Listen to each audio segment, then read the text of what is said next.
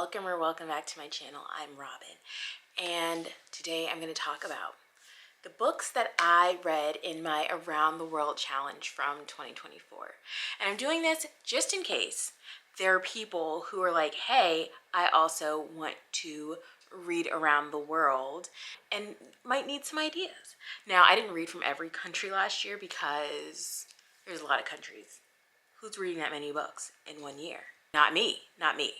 But I do have some books that I read. I think I read 16. I think I visited 2 countries twice on accident. This is how I approached my reading around the world last year. So last year, I wanted to make sure that I was not reading authors or settings that were solely in the US or really from North America in general, and even Europe, because I feel like that's where a majority of my reading is from. Is my reading still diverse? Yes, but it was mainly from authors and the settings were mostly in these locations. So I decided that I was going to do like a random country generator, and every month I chose a different country to go to, and if I could get a book in my hands where the setting was either in that country or the author was from that country, then I would read that book. And so I've got 13 books here that I read from last year, and I'm going to tell you about them. Some were hits, some were misses, and they may have been misses for me, but they may be great for you. So the first country that I visited was France. I read Madame Bovary by Gustave Flaubert. Now, this book was an unintentional read. It was just something that I was reading in the process of like just my regular reading, and it was not necessarily intentional. But then I was just like, oh, set in France, French author. And so this tells us the story about Madame Bovary, who grows up and all she wants to do is like be the wife of someone important, and she ends up marrying this, I think he was a doctor, he's like a country doctor, and they move out to the country, and she's just so incredibly bored with her life that she's just like romanticizing anything. And one of those things that she romanticizes is having an affair, and she does. She gets really into the person that she's having an affair with. Her husband doesn't know. She's trying to keep secrets. And then like there's just all this angst and turmoil happening. And I had a fun old time. It was messy. It got to a point at the end where you were like, I don't know what's going to happen with Madame Bovary. Like, is she going to make it through? Because Mama was going through it. I mean, it was a mess of her own making, but she was really going through it. I had a good old messy time. And I didn't think that I would like this particular classics. Me and classics kind of are hit and miss, but the messier the classic, the better. And this one was very messy. I enjoyed it. Also, for France, this was one that I intentionally picked, and that was The Perfect Nanny by Leila Slimani. It is about a couple who has a child. The mother kind of resents her husband because she wants to go back to work. She wants to be back in the workforce. She doesn't want to be just a stay-at-home mom. And so the husband is like, hold on, wait, we decided as a couple that this is what we were going to do. But he's like, if this is what you want to do, we'll make it work. So they try to figure that out, and they hire this nanny, and the nanny comes in and things are like pretty okay, but there's a point where the mom in this starts to like resent the nanny for doing things like making dinner and cleaning the house, and she's just like, what, was I not a good enough stay-at-home mom? And it's just like, girl, which one do you want to be? Do you want to be the stay-at-home mom? Do you want to be the working mom? Like, pick one. But then things just are not all the way right with the nanny, and you can't put your finger on it right at the beginning because it's just like, it seems like something you could just miss, but eventually things come out and it's just like, this nanny is not right. I will say that this was not necessarily for me. It wasn't, I think I maybe gave it like a 2.75, maybe a 3 stars. It's nothing that I remember very much, and it's nothing that I think about often. In fact, I think after I finished it, I said that was something I read, and then that was something I read. I thought it would be more suspenseful and more thrillery, but it was not. Also, there was a discussion in there about migrant workers and how they are treated in other countries. Even though the couple, I want to say it was the woman in the couple, her family was not originally from France. I think they came from Morocco,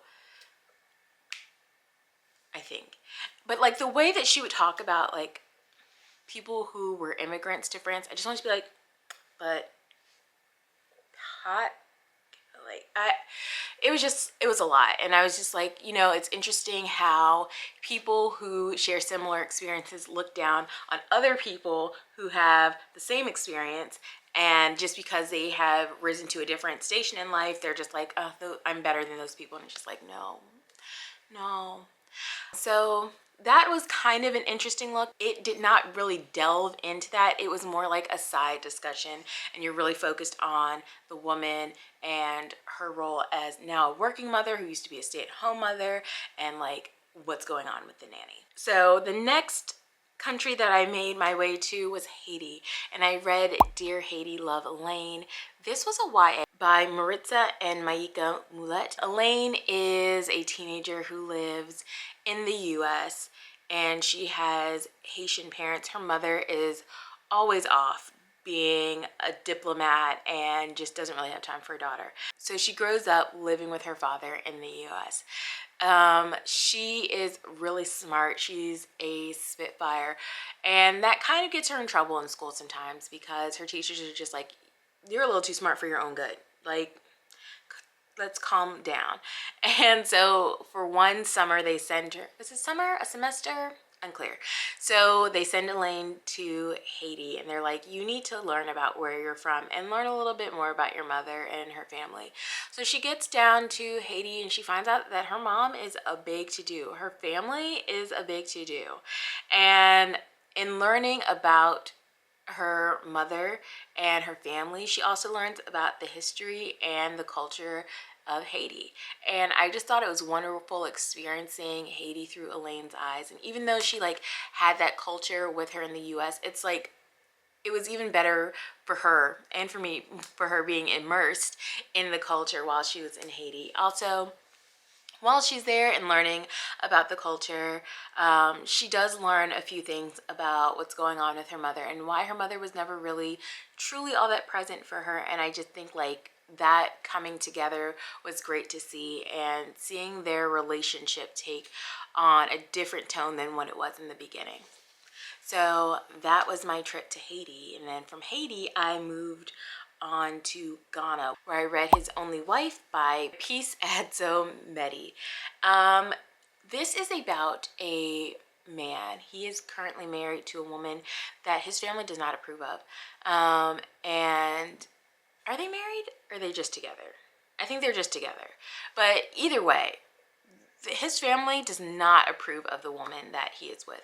So they set up an arranged marriage for this man to marry this woman. I don't remember their names, and I'm not looking it up. I'm so sorry. But they said about this arranged marriage. Now, the woman in the arranged marriage is just like, okay, yes. And she goes in knowing what it is. She goes in knowing that she's married to this man who is in a relationship with this other woman. And she's like, okay, well, I'm going to go in and be his wife. She's getting pressured from the man's family to get rid of the other woman and become his only wife and to make him happy. And if he becomes like a true husband to her, then all will be well. And she just spends months, years just in this relationship where he is just there providing for her financially. Like he sets her up in an apartment, and like every once in a while to appease his family, he comes through. She's just like so sad about it. But in my head, I wanted to be like, you knew the arrangement when you moved in. Yes, I understand you're getting all this pressure from his family for you guys to create this like real family, but like you knew what it was when you got here. And so she just is upset with the husband. She's upset with the mistress, even though technically she's the mistress, even though she's the wife. And it just, I'm not even gonna lie, it infuriated me. Because I just wanted to be like, know your role, you know what you were here for. And I did not have a great time with this, and I can't say that I would recommend it to anybody. I wouldn't, but that's what I read for Ghana. Hopping over to Argentina, I read Thirst by Marina Yukshuk, and this was about vampires, and I'm not a vampire girly. Yes, I have watched True Blood, and I like flew through that series, but that was very camp, and I also don't know what compelled me to keep going because it was so stupid. It was so stupid. Anyway, that's not what we're here to talk about. But this is about a vampire who has fled Europe because she has been kind of outed by the people in the community, and they no longer want the vampires there. In fact, they've killed all of her sisters and like the head vampire guy. And so she fled to Argentina, where she's going to start a new life, except that her hunger and her thirst is starting to compel her and taking over. And so she kind of starts to lure people in. Now, are they victims or are they lovers? Both? Sometimes. But then there's also a second timeline where we are with a character whose mother has developed an illness and is fading slowly, and she's trying to come to terms with the knowledge that eventually her mother is going to pass, and like how hard this is for her. And so these two timelines happen to converge in a way that I did not quite love. But when I tell you the first half of this book, when we're in like the 1800s and we're going with the vampire who just got to Argentina, great, wonderful, had a wonderful time. We get to the second timeline, did not love as much, but I was still kind of intrigued and here for it. Ending, not my favorite, but I will say if you want to try out an Argentinian author, because this was written in translation, then I would say give this one a try. Also, if you're not super into vampires, but like you're just like, what the hell? Go for it, because same, didn't think I would be into it. I was.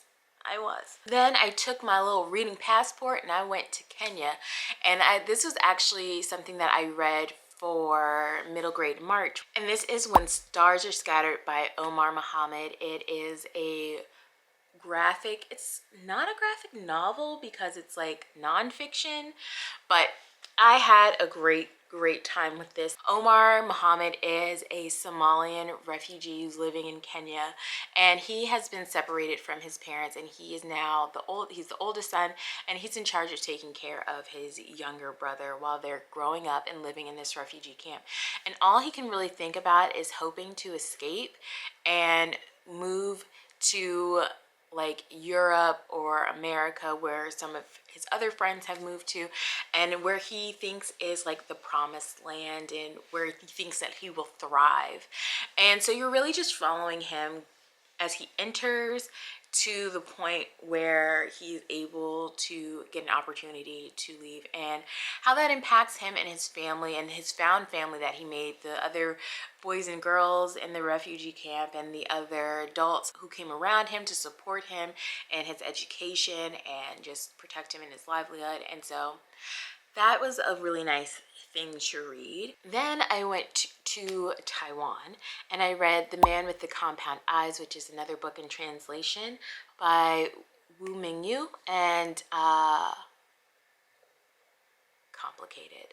A very short fiction novel, obviously taking place in Taiwan, and there are two storylines that meet together.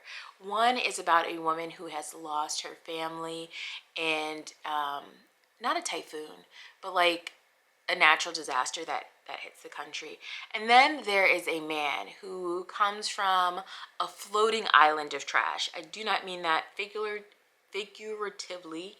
I don't know why I could not say that, but he literally comes in on a floating island of trash, and it is a commentary on our waste and climate change and the way we just pollute our environment. But he makes his way in, and he's alone because he's been separated from his people during the storm, and he survives on this island of trash, which makes its way onto the island where he subsequently meets this woman, and they forge a friendship and a bond because they have both lost people due to this natural disaster, but they've also just lost a sense of connection with their community in different ways. And so I liked this soft, beautiful, nice story to read.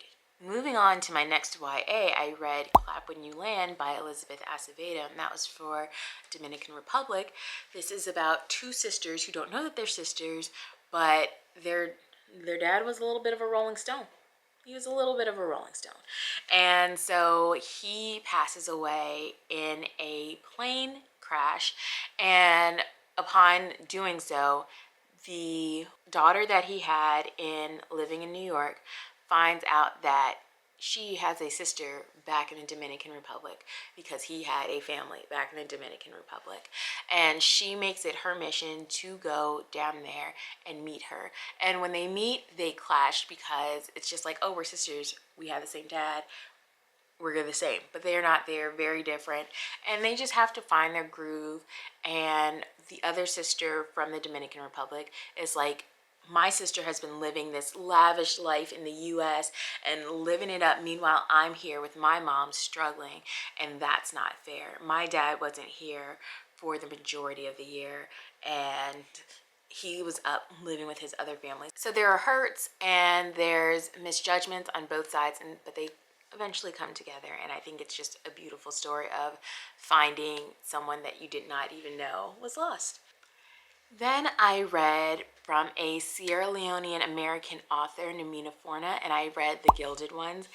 I am going to say, I think I ended up DNFing this, or maybe I finished it. I don't know. Either way, I didn't have a good time. I wasn't going to continue the series.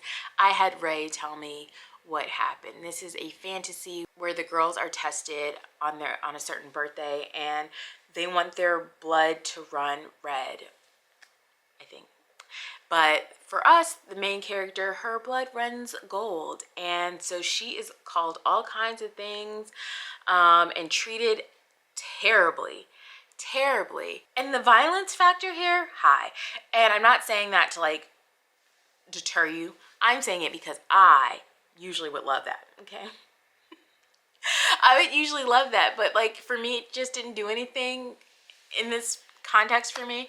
And so I did not fully enjoy this, but yeah, the woman, our main character, her blood runs gold, and she is conscripted to go into the army where other undesirable women go when they don't have pure blood.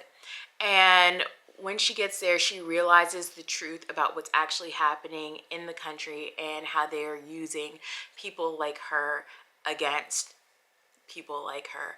So not my favorite, but I gave it a whirl.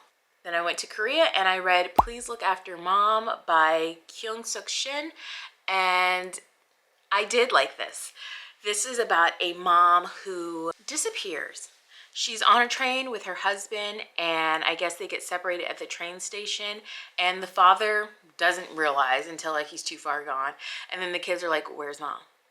And they spend this whole book trying to find their mother, but it's broken down in certain parts. So it's the daughter, and she's talking about how she really did not appreciate her mother while she was there. Basically, this is, I didn't appreciate my mom enough while she was around. And I think that like this is every mother's dream. It's just like, oh, you do not even know the things that I do for you, and you're really gonna miss me when I'm not readily there for you.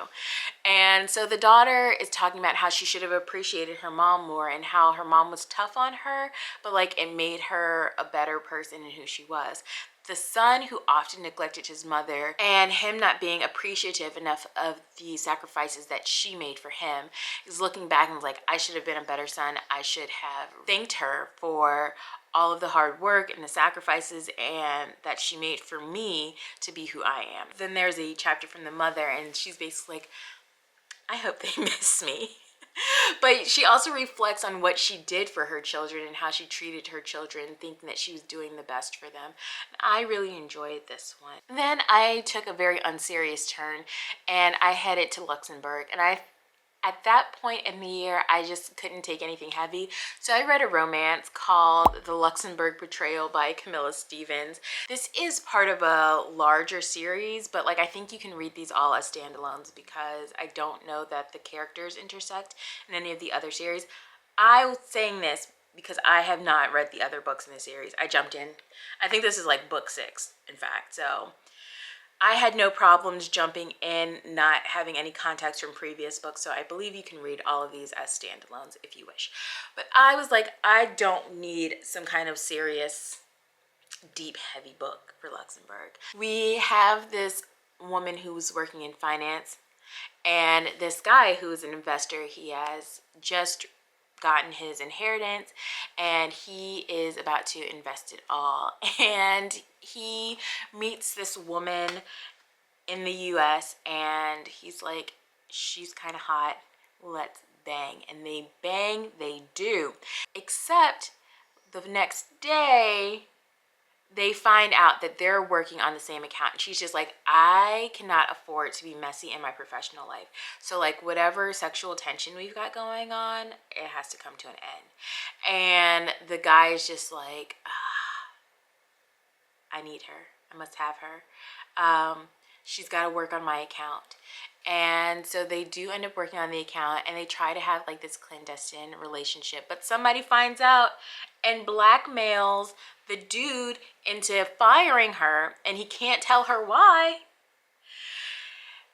And then when we find out why he was being blackmailed in the first place, nuts. So then we're gonna fast forward a few years, maybe 4, I don't know. Let's say 4, because that's a nice number.